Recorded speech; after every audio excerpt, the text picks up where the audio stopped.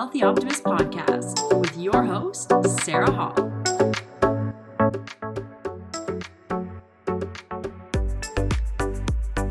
Hey guys, what's going on? It's Sarah Hall, the Wealthy Optimist. I hope you're having a fantastic day today. Thank you for joining me for another episode. I am excited today. We are going to talk about regulating our emotions and how different emotions can be regulated by doing something, taking some kind of action towards regulating those emotions.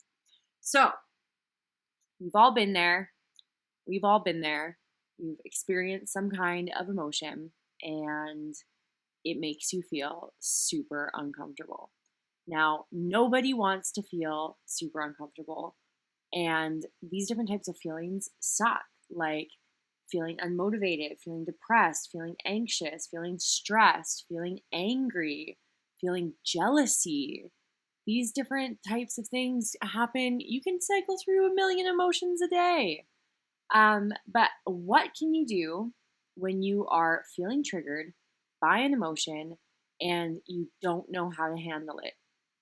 Now, this is something I help clients with all the time, and it's something that I've learned over a decade to regulate in myself, and it's something I still have to constantly check myself on as well too, and remind myself that sometimes the simplest answer is the way to go. So let's talk about a couple of these different emotions, right? So say if we are feeling anxiety. When you have a sudden surge of anxiety, it's important to be more mindful of what is triggering the anxiety. Maybe just bring yourself back to the present. Anxiety can be an overwhelming fear of some future event or something that's happening that's out of our control, and that can cause us to feel anxious.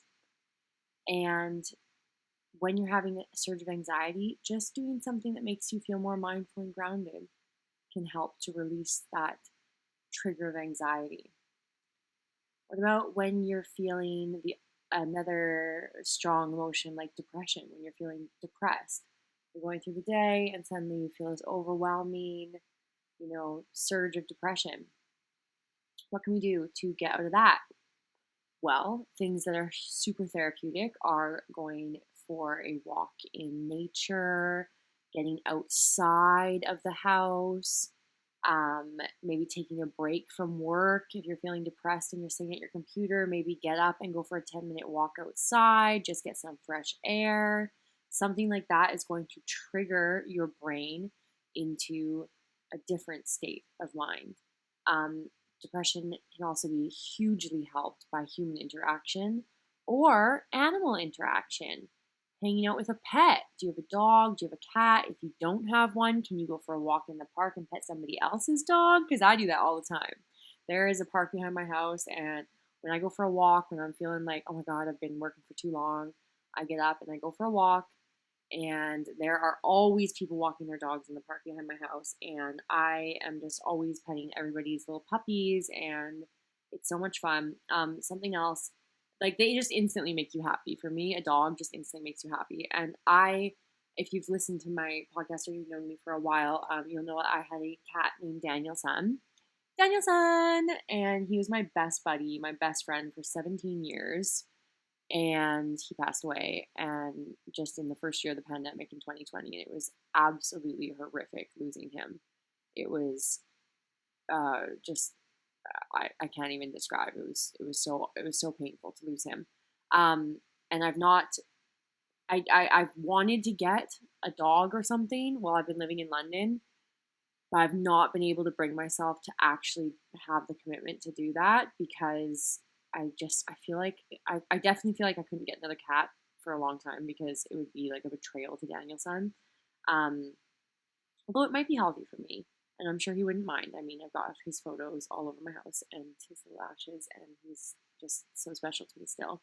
But I would really like to get a dog, and unfortunately, the place that I'm living, they won't let me get a dog, which is a shame because, I mean, there actually is somebody else in the building that has a dog. But I digress. My point is that if you're in a situation that you maybe aren't allowed a pet or don't have the, responsibility availability, if you're not able to be responsible enough to take care of a pet full time, just go and hang out with somebody else's pet. There's also an amazing site. It's called borrowmydoggy.com. So Google borrow my doggy. It's different in each different country. Here it's borrowmydoggy.co.uk. And you can sign up to be a dog walker, to like volunteer to take care of people's animals at random. And then you like meet them, you do like a meet and greet with somebody's dog. How cool is that? I mean, and the dog owners get to, have a break from walking their dog, because it's a full-time job having a dog. Something else that I do, and I'm excited about actually, is horseback riding.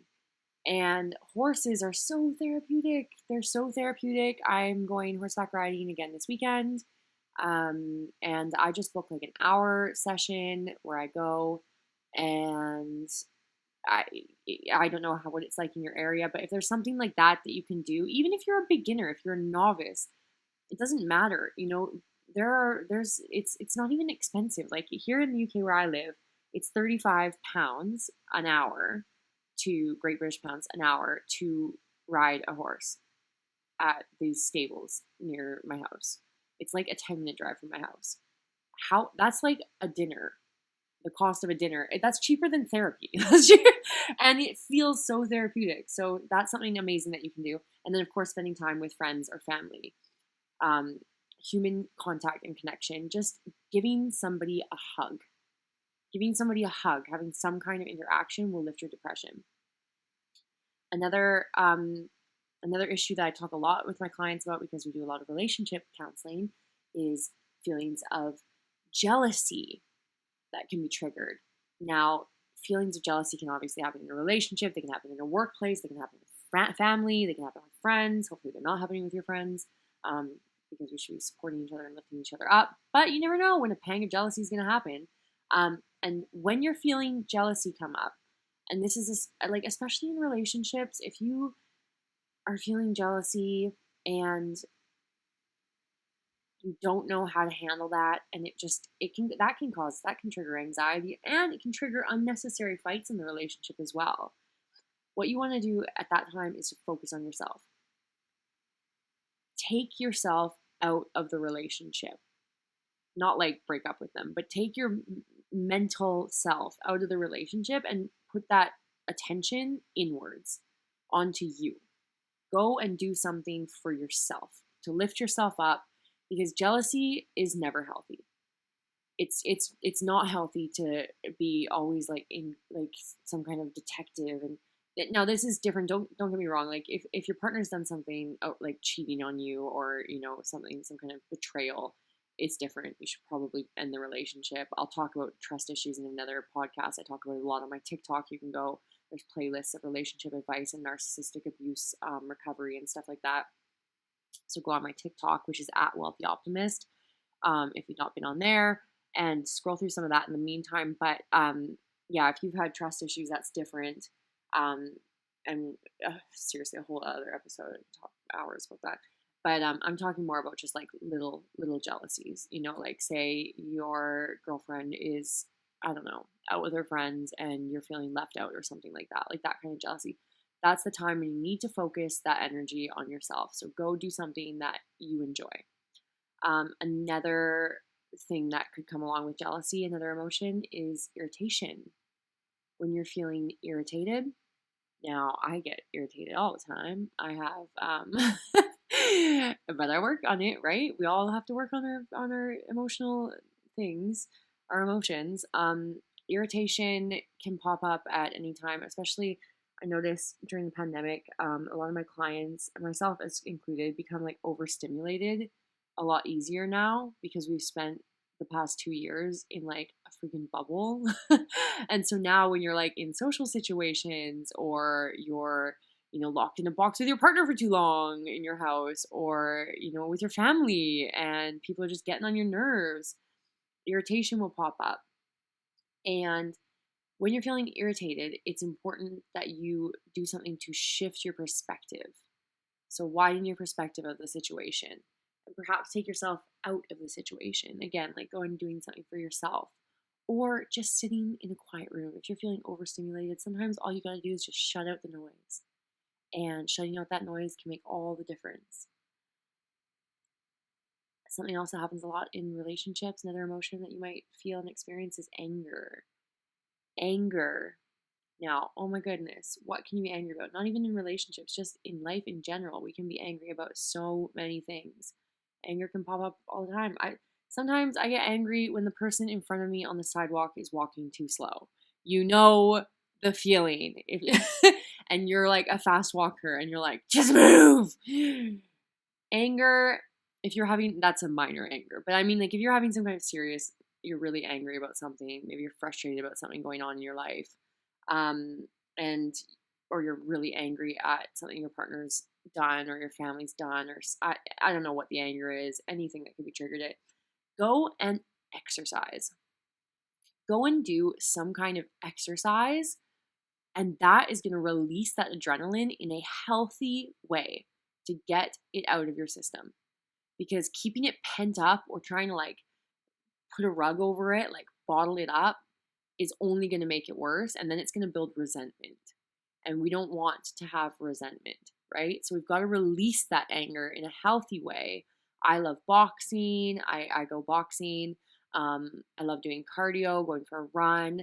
I really love boxing though, because when I'm angry, it's just, if you hit the bag, I'm releasing that aggression and it feels like really physical, because it's like it's almost intimate, like you're punching something. Like, what better way to get rid of aggression than to imagine the person's face on a boxing bag and just beat the hell out of it. And another thing you can do, which is a great therapeutic way to get rid of anger, is to actually scream into a pillow. Maybe don't do this in like an apartment building if you think people are going to be worried that you're being murdered or something. But releasing aggression, don't do it around like kids or pets because they might get worried. Like it might scare them. But honestly, like just having like a really good scream into a pillow or punching a pillow to release that frustration will help release that adrenaline. Try it next time you're angry. It sounds crazy and silly and stupid, but just like next time you're angry, go into your room, shut the door, put your head into the pillow and just scream bloody murder and then punch the pillow. I promise you, you will feel better. You will. It will release that adrenaline, that pent up anger. And then go for a walk. Go for a walk, have a big glass of water, get some fresh air, but release the aggression in a healthy way. So do some cardio or scream into pillow or do both. Or go boxing. I love listening to like some really good jams, like music while I'm boxing, and I'll sing along. And sometimes I'll put on like angry songs that are also like upbeat, like Taylor Swift's "Look What You Made Me Do," and I'll be like singing along to that, and I'll be like, "Look what you made me do," and I'm like punching the bag, and it just feels great. So find something that works for you and release that anger in a healthy way. If you're feeling tired, if an emotion that you're struggling with is feeling tired, exhaustion, this one is really, honestly, the most simple one. Go to sleep. Your body is telling you you're fatigued. You need rest. You need to turn your phone off. You need to turn the television off. You need to shut yourself in a dark room and you need to sleep. Because if you're tired, it's because you're lacking sleep. So, sorry about the pings again. I don't know how to stop that. On my Mac, I'm working on it. I think some app is open in the background. Not that any of you guys care, but there's something open in the background. It's driving me nuts. It's a new MacBook I bought, and I've got to get that fixed. But anyways, so my apologies. But yeah, if you're tired, go to sleep. Really basic, but so many of us don't do that. It's the simplest things that can make all the difference. And honestly, most of the time when I'm talking to clients and they're like, "Oh, I'm exhausted all the time," and I'm like, "Okay, well, what do you do when you get home from work?" They're like, "Oh, I make dinner and then I watch Netflix for 5 hours, and then at midnight I go to bed, but then I'm tossing and turning for like half an hour, and then I get up at 7 a.m. for work." and I don't feel like I've had any rest. And I'm like, well, you've not had any rest because you're sitting staring at a screen after you've been sitting staring at a screen all day. You can't go from staring at a computer all day then to staring at a television and then expect your brain to want to sleep when you close yourself into the bedroom and shut your eyes. You're not allowing your brain to actually rest. So as much as you want to binge watch the rest of your Netflix shows, turn the TV off earlier. Watch a bit of your show and then turn it off earlier and put yourself in bed earlier. Listen to a sleep talk down if you're having difficulty falling asleep. I love Jason Stevenson on YouTube. He's amazing. There's this one sleep talk down that he does. It's called Sleep in the Arms of Safety. I don't care if you've never heard this before or if you think sleep meditation music is ridiculous. This one, I've been listening to it for, I swear to God, 5 years. And it's one of the best ones. I've tried tons of them like over the years. But he just has the most soothing voice. I wish I could meet him and thank him for all the times he's put me to sleep over the past 5 years. Jason, if you ever hear this, your videos are amazing. But yeah, this one called Sleep in the Arms of Safety, he just it's so reassuring. It's so soothing. The music is so gentle. I put my headphones on and it makes me fall asleep. And then at the, I take my headphones off. Sometimes what I'll do is I'll fall asleep normally about 20 minutes into it or 15 minutes into it. And then it'll play out the rest of it. And it's subliminal as well too, because he's got affirmations in it. So he's saying positive things, reassuring things, talking you through letting go of the past. And it's great. So my subconscious mind is listening to that the whole time while I'm sleeping. And then it finishes at about 2 hours. And for some reason, my brain will know that it's finished.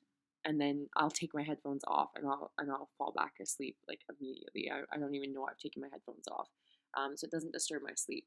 But everybody's different. My boyfriend, on the other hand, he listens to his a sleep talk down. I don't remember what her name is that he listens to, but he likes a female voice, obviously.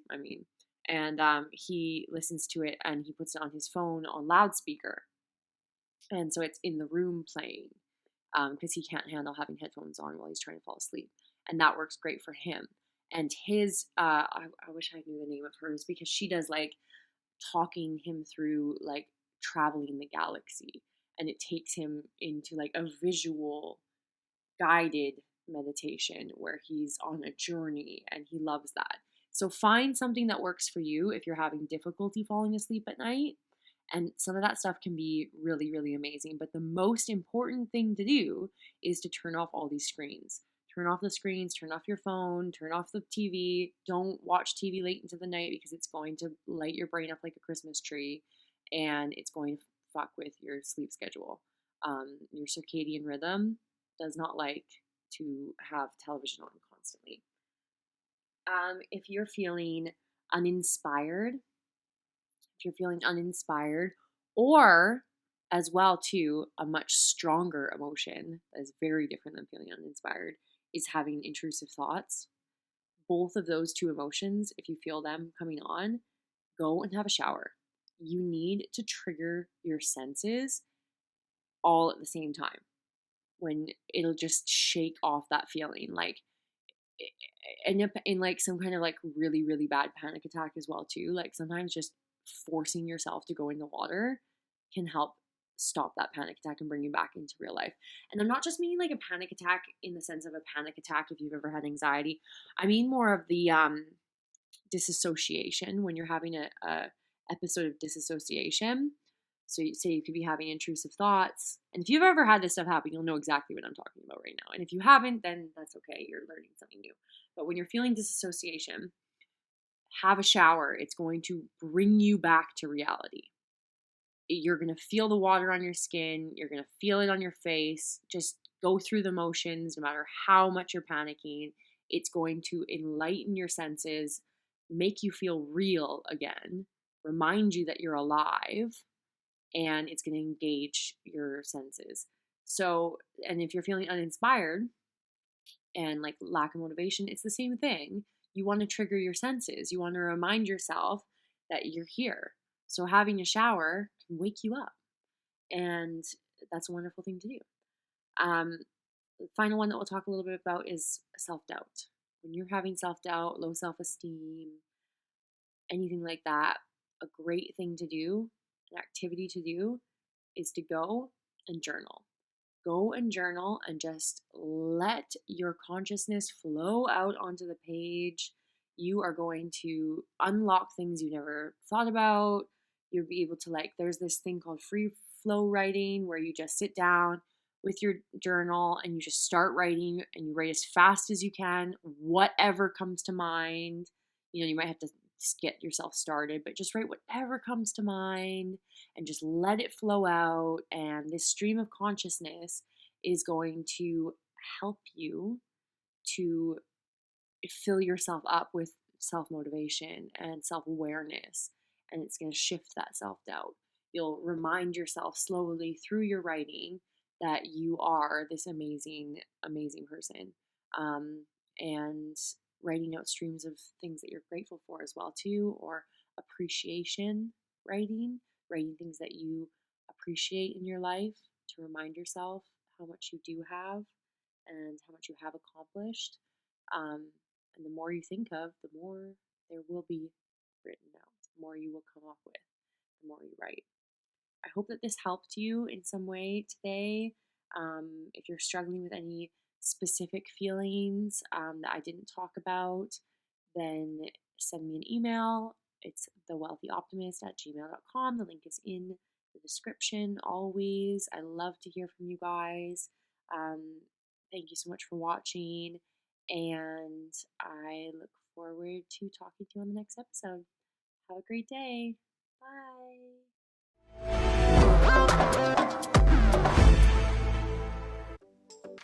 We'll see you on the next show. Until then, stay wealthy and stay optimistic.